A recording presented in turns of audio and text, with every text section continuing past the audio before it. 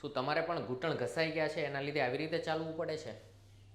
ખૂબ દવા કરાવી, હવે ઓપરેશનની વાત આવી છે.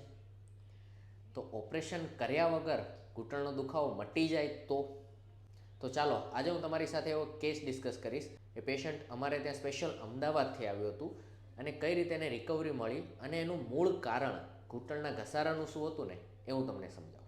મારું નામ રમીલાબેન ગૌતમભાઈ પટેલ છે. મારી ઉંમર 62 વર્ષ છે. મને 3 મહિના પહેલાં પગમાં દુખાવો ચાલુ થયો હતો. 3 ઓર્થોપેડિક સર્જનને બતાવ્યું હતું. તેમણે મને ઘસારાની શરૂઆત કીધી હતી. પગમાં સખત સોજો આવી ગયો હતો, પગ વળતો નહોતો, છતાં મને કોઈ એવું રિઝલ્ટ નહોતું મળતું. એમનું ફિઝિકલ ચેકઅપ અને એસેસમેન્ટ કર્યું ત્યારે ખ્યાલ આવ્યો કે આંટીને ઘૂંટણમાં ઘસારો તો છે, પણ સાથે થોડી કમરમાં પણ તકલીફ છે.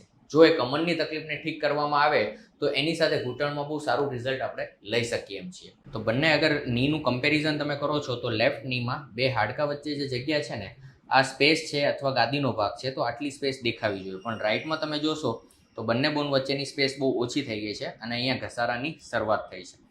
તો કમરની અંદર અમે જ્યારે એક્સરે કરાવ્યા તો ત્યારે અમને વિઝિબલ ચેન્જ મળ્યા કે એમના બંને ગોળા જે છે એ લેવલ પર નથી. લેફ્ટના કમ્પેરમાં રાઈટ ગોળાનું હાઇટ આટલી નીચે આવી છે. એનો મતલબ કે એમનો બોડીનો વેઇટ અગર 50 કિલો છે તો બંને પગ પર 25 કિલો જવાની જગ્યાએ એક પર 30 જાય છે ને એક પર 20. તો અમે એમના ઘૂંટણ પર ટ્રીટમેન્ટ કરવાની જગ્યાએ એમના પહેલાં ફાઉન્ડેશન એટલે કે થાપાનું લેવલ કર્યું અને એનાથી જ એમને ડ્રાસ્ટિક રિઝલ્ટ મળ્યું છે. તો કાયરોપ્રેક્ટિકમાં આજે મેજિક થયું ને, એ મેજિકનું એક જ કારણ છે અને એ છે કે એમના પેઇન પર ટ્રીટમેન્ટ નહીં કરવાની જગ્યાએ એમના પ્રોબ્લેમનું જે રૂટ કોઝ હતું એના પર અમે કામ કર્યું. કાર્યોપેટ્રિક સેન્ટરનો એક કેમ્પ અમદાવાદમાં હતો. ત્યાં ડૉક્ટર આકાશ પટેલને હું મળે. ત્યાં મને પ્રાઇમરી સ્ટેજે સારવાર આપી હતી, પરંતુ મને તે બહુ જ ફાયદાકારક લાગી.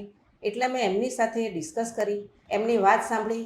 હું નેક્સ્ટ વીકમાં જ સુરત આવી ગઈ અને અહીંયા હું 1 વીકથી સોમવારથી શનિવાર સુધી મેં ટ્રીટમેન્ટ લીધી. પરંતુ મારા પગમાં 90% જેટલું મને ફાયદો છે. પગ વાળી શકું છું, પલાઠી વાળી શકું છું, પગ ઉપર વજન દઈને ચાલી શકું છું. મને એવું જ થાય છે કે મારો પગ નોર્મલ છે. અહીંનો સ્ટાફ પણ એટલો કોઓપરેટિવ છે, એટલે આપણને પોતાનું ફેમિલી હોય એવું જ ફીલ થાય છે. Chiropractic treatment is the best treatment. તો આશા રાખું કે હું તમને જણાવી શક્યો કે કાયરોપ્રેક્ટિક એ દુખાવા પર નહીં પણ દુખાવાના મૂળ કારણ પર કામ કરે છે અને એટલે જ એ ઇફેક્ટિવ ટ્રીટમેન્ટ છે. તો તમને, તમારા પરિવારજનો કે તમારા આસપાસમાં કોઈને પણ સાંધા, સ્નાયુ કે મણકાને લગતી તકલીફો છે અને જો દવા કે ઓપરેશન વગર મટાડવા માંગો છો તો અચૂક કાયરોપ્રેક્ટિક ટ્રીટમેન્ટનો સંપર્ક કરો. Thank you for watching.